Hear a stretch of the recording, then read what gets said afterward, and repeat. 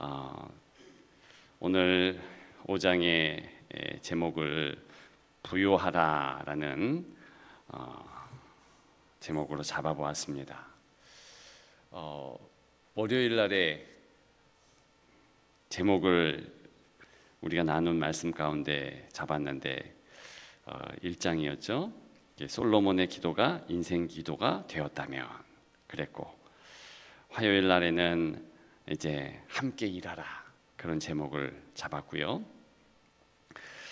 수요일 날에는 교회는 그리스도가 능력과 세움이 되신다. 어제는요, 예배자로 오라. 오늘은 부요하라. 다 잊으셨지요? 괜찮습니다.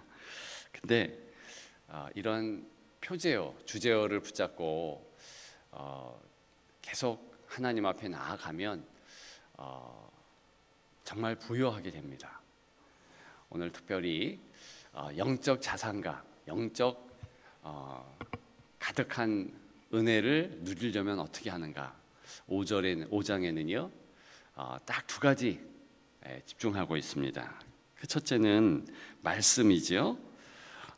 둘째는 엎드림입니다. 10절 우리 다 같이 읽습니다. 궤 안에는 두 돌판 외에 아무것도 없으니 이것은 이스라엘 자손이 애굽에서 나온 후 여호와께서 그들과 언약을 세우실 때 모세가 호렙에서 그 안에 넣은 것이었더라. 아멘. 자, 궤 안에는 두 돌판 외에 아무것도 없었다. 두 돌판, 십계명이죠. 뭘 상징합니까? 하나님의 말씀을 상징해요. 그런데 히브리서 9장에 의하면 이 궤와 관계에서 두 가지가 더 있다고 하죠. 그게 뭡니까? 아론의 쌍난 지팡이, 또 한 가지 만나 항아리. 다 아시잖아요. 요 두 가지가 더 있었습니다. 그런데 엄밀히 얘기하면, 그러니까 이제 출애굽기 16장 그리고 민수기 뭐 이런 정확하게 위치하는 것을 말한다면 사실은 오늘 본문의 말씀과 같이 두 돌판 궤 안에, 궤는 한 요만하게 요 강대상만 하다고 그랬죠. 궤 안에는 이 두 돌판이 들어있고 바로 궤 앞에, 바로 앞에 아론의 쌍난 지팡이와 만나 항아리가 있다. 히브리 말에 이 하나님의 시온자가 이 스랍들을 중심으로 해서 이 법궤 위에 이 뚜껑이죠. 사실은 거기에 하나님께서 실제로 임하신다. 이렇게 이스라엘 백성들이 본 것입니다. 그리고 하나님께서 정말 지성소 그 안에 그 법궤 위에 임한다 말씀하셨어요. 그래서 성경에 보면 은혜의 발등상 앞에라는 구체적인 장소는 어디냐면 바로 법궤 위에 여기에 하나님께서 좌정하시니까 발등상이 여기를 얘기하는 거예요. 그러니까 법궤 그것 위. 그래서 히브리 말의 이 전치사적 그 위치를 정확하게 얘기할 때는 이제 히브리서 9장에 이 보좌 시온자 앞, 시온자 아래이기 때문에 그 공간 자체가 이제 법궤 아니다 이런 표현이 가합니다. 괜찮아요. 근데 이렇게 육신의 눈으로 볼 때의 정확한 위치는 어딘가? 바로 오늘 본문이 이야기하고 또 출애굽기 16장에 말하고 있듯이 이렇게 법궤 안에 담긴 것은 두 돌판이에요. 그리고 이 법궤 바로 앞에 함께 하는 것이 이제 만나 항아리 그리고 아론의 쌍난 지팡이다. 이렇게 정리하면 됩니다. 근데 오늘 본문에 보면 궤 안에는 두 돌판 위에 아무것도 없었다. 왜 이렇게 강조하고 있을까요? 그것은 하나님의 말씀 중심이 되어야 한다는 것입니다. 자, 만나 항아리는 뭘 의미합니까? 하나님께서 지금 먹이시는 거예요. 입히시는 거예요. 자게 하는 거예요. 그러니까 모든 것을 다 하나님이 책임지십니다. 먹고 사는 문제가 얼마나 중요합니까? 그래서 광야 시대를 생각해 보면 이스라엘 백성들이 광야에 있을 때 그것을 정확하게 깨닫게 됩니다. 광야에 뭐 농사를 지을 수 있습니까? 뭐 우물을 팔 수 있습니까? 아무것도 할 수가 없어요. 그러니까 처음부터 끝까지 하나님이 이렇게 채워주시는구나, 그것을 알게 되는 거죠. 자, 그 다음에 이 아론의 쌍난 지팡이는 뭘 의미합니까? 하나님께서 우리를 다스려 주시는 거예요. 그래서 시편 23편에 보면 주의 지팡이와 막대기가 안위하신다, 이런 표현이 있는데 그걸 상징하는 겁니다. 다 상징물이에요. 그런데 가장 중요한 것은 말씀이에요. 그러니까 우리가 우선순위를 정해야 돼요. 먹고 사는 문제, 또 그리고 뭔가 나를 다스리는 통치하고, 또 이런 가운데서 가장 중요한 것은 무엇인가? 하나님의 말씀이라는 겁니다. 때로는 이 배치될 때가 있습니다. 부딪힐 때가 있어요. 먹고 사는 문제와 하나님의 말씀이 부딪힐 때가 있어요. 왜냐? 먹고 사는 문제가 너무 중요하니까. 그럴 때 어떻게 해야 되느냐? 말씀을 선택해야 되는 거예요. 그렇죠? 그렇기 때문에 오늘 그것을 정확하게 보여주고 있는 것입니다. 자, 드디어 성전이 완성이 됐어요. 회막과 이 성전, 어떤 차이가 있다고 그랬습니까? 말 그대로 광야 시대의 회막은 하나님이 내가 거기에 거하겠다, 하나님이 그렇게 명령하시고 하나님께서 직접 말씀하신 거예요. 그랬기 때문에 회막은 어떻게 보면 지금 솔로몬 성전보다 더 중요하다라고 말씀드릴 수 있어요. 왜 그러냐? 왜 하나님이 거기 임하셨고 왜 하나님이 그 회막에 대하여 말씀하셨는지 정확하게 알 수 있으니까. 그게 본질입니다. 그러니까 지금 솔로몬 성전은요, 그 회막의 확장판인데 누구의 생각이었느냐? 그건 하나님께서 명령하신 게 아니에요. 다윗이 자기가 좋은 궁궐에 거하고, 처소를 보니까 하나님의 이 법궤가 상징을 의미하는 거 아닙니까? 좋은 곳에 있었으면 좋겠다. 그래서 부탁드린 겁니다. 그렇기 때문에 이 본질을 놓치면 안 되는 거예요. 회막에 있는 것이 그대로 성전으로 옮겨간 것이 오늘 본문이거든요.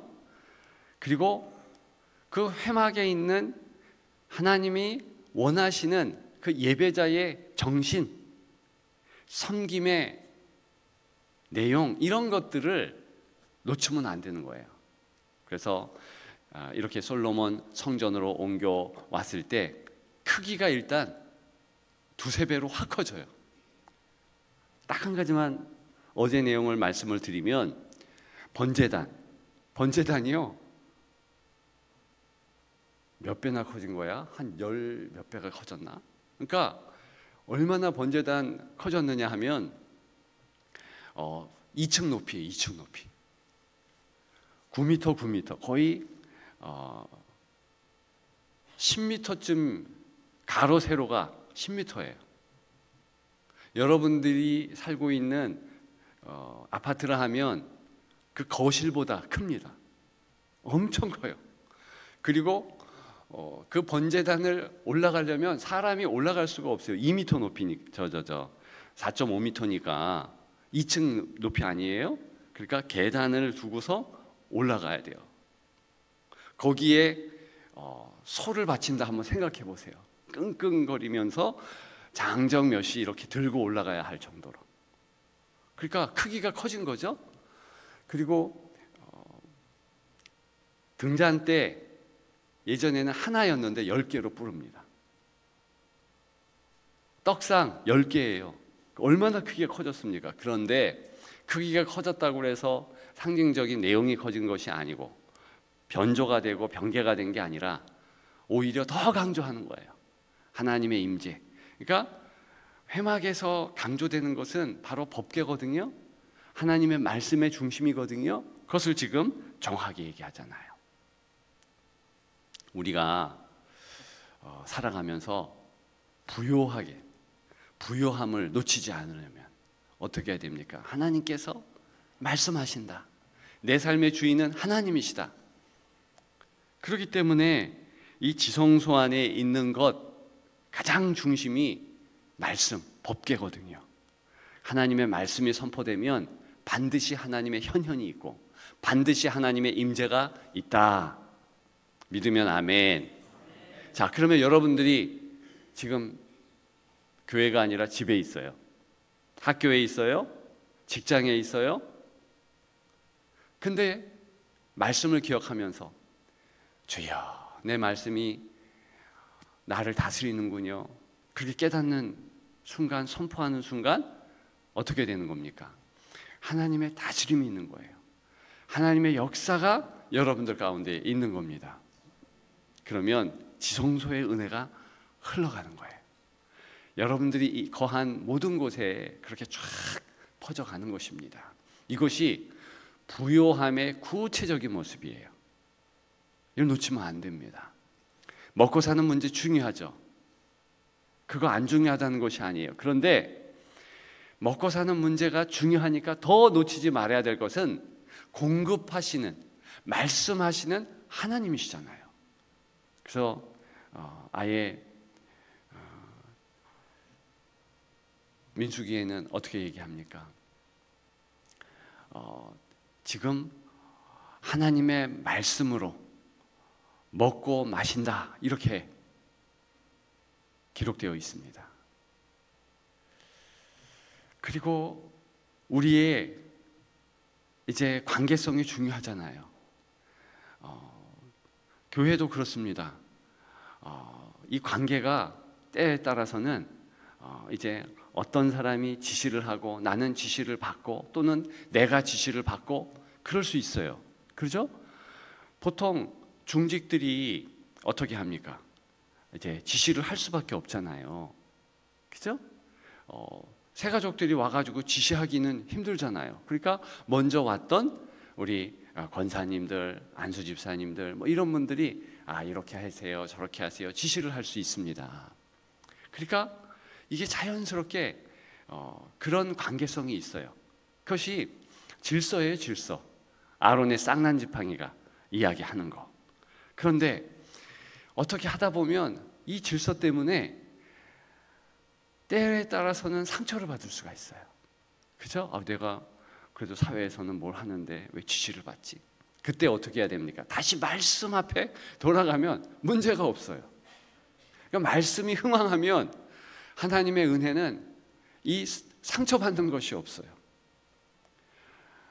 새가족이라 할지라도 어제 말씀드린 대로 하나님의 이 봉사 섬김에는 예외가 없습니다. 열심히 해야 돼요.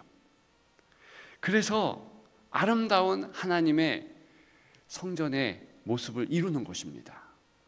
각자가 지체인 거예요. 자, 이것이 은혜 안에 거하려면 말씀 앞에 있어야 되는 거예요. 말씀 중심으로 있어야 되는 것입니다. 그러면 교회가요, 부요함이 가득 넘칩니다. 여러분들의 가정이 부요함이 있어요. 가장이요, 사실은 성경적으로 보면 가장, 그 캡틴이라는 뜻이잖아요. 그러니까 뭔가 실마리를 제공하고 명을 전하고 하는 게 맞습니다. 그런데 사랑으로 하는 거잖아요. 그리스도의 은혜 안에 사잖아요. 그래서 아내를 존중하지만 그러나 또 남편을 높여주는 그런 은혜가 있으면 정말 그 가정은요 아름다울 수밖에 없어요. 자녀들이 부모를 섬기고 그것도 질서 아닙니까? 그런데 하나님의 말씀에 흥황함이 있다. 말씀 중심의 가정이다. 그러면 그 가정이 얼마나 아름답겠습니까? 그렇게 돼야 되는 거예요. 이것을 오늘 정확하게 말해주고 있는 것입니다. 그러면요 부요해져요. 부요해져.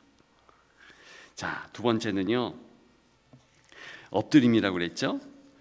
14절 다 같이 읽습니다. 제사장들이 그 구름으로 말미암아 능히 서서 섬기지 못하였으니 이는 여호와의 영광이 하나님의 전에 가득함이었더라. 아멘. 여러분 구체적으로 14절의 모습을 상상해 보십시오. 능히 서서 섬기지 못하였다. 다 엎드렸다 이런 뜻이에요. 언제요? 여호와의 영광이 하나님의 전에 가득했을 때. 13절의 상황을 보면 알 수 있습니다.